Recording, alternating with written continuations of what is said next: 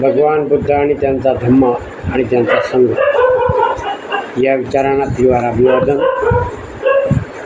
अखिल विश्वाला शांतीचा संदेश देणारे महाकारुण कथारे भगवान बुद्ध, विश्वभूषण भारतरत्न परमपूज्य बोधिसत्व डॉक्टर बाबासाहेब आंबेडकर, छत्रपती शाहू महाराज, आज त्यांची जयंती. त्यांना कोटी कोटी नमन. जयंतीच्या सर्वांना हार्दिक शुभेच्छा. क्रांती ज्योतिबा, महात्मा ज्योतिबा फुले, रमाई, भीमाई, जिजाऊ हे सर्व महामानवांना त्रिवार अभिवादन. आणि आजच्या व्हिडिओला सुरू करण्या अगोदर समर्पण करूया. सुखो बुद्धान्मुपादो सुखा सधम्म देशना सुखा संघस्य सामगे समागान तपो सुखो. सुखात बुद्धाचा जन्म, सुखकर सद्धम्म उपदेश, सुखकर संघ एकता, सुखात समूह तपस्या. धम्मपद बुद्ध गो 1494. समर्पण संपलेलं आहे आणि आजच्या व्हिडिओला आपण सुरुवात करत आहोत.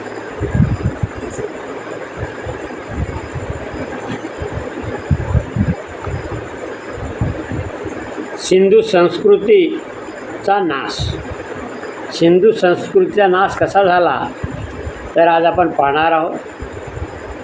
त्या अगोदर सिंधू संस्कृती, धर्म आणि मजहब. सिंधू संस्कृती ही धर्मरहित संस्कृती होती, पण या संस्कृतीने बौद्ध धर्माचा स्वीकार केला. प्रथम जगात नदीच्या नावावरून नावे पडली. सिंधू संस्कृती, नाईल संस्कृती, अमुदारिया संस्कृती.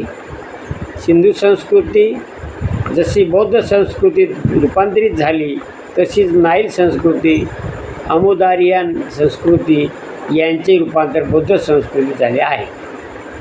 अमुदारिया नदीला बौद्ध नदी म्हणतात. तर इजिप्त हा देश बौद्धांचे जन्मस्थळ म्हणून इसवी सन 1893पर्यंत समजल्या जात असे. यहुदी मजहबचा पत्ताही नव्हता. इतर धर्म मजहबाची काय कथा. तर आता अल्लाह, ईश्वर, परमेश्वर, आत्मा, परमात्मा या गोष्टी सिंधू संस्कृतीला माहीत नव्हती.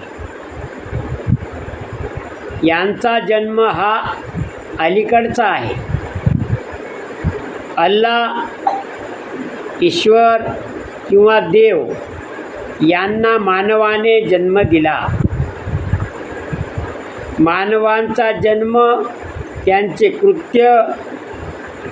कृत्य नाही. दुसरे असे की सिंधू संस्कृती ही जगातील सर्व संस्कृतीची साधर्म ठेवणारी संस्कृती आहे. बौद्ध धम्म समधम्मामुळे सिंधू संस्कृती ही सर्व जगाची जननी आहे, म्हणजे माता. सिंधू संस्कृतीचा नाश कसा झाला मग. सिंधू संस्कृतीला सिंधू नदीची भीती होती, म्हणून मोहेंजोदारो हे नगर 7 वेळा बांधलेले आहे. पण सिंधू संस्कृतीचे रूपांतर बौद्ध संस्कृतीत झाल्यामुळे तक्षशिला बौद्ध विद्यापीठाच्या नाशाबरोबर सिंधू संस्कृतीची नाश पावलेली आहे.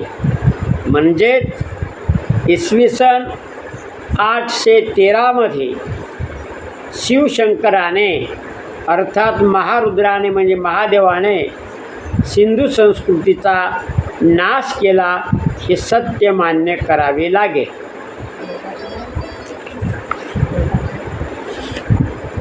आता बौद्ध धम्माचा संस्थापक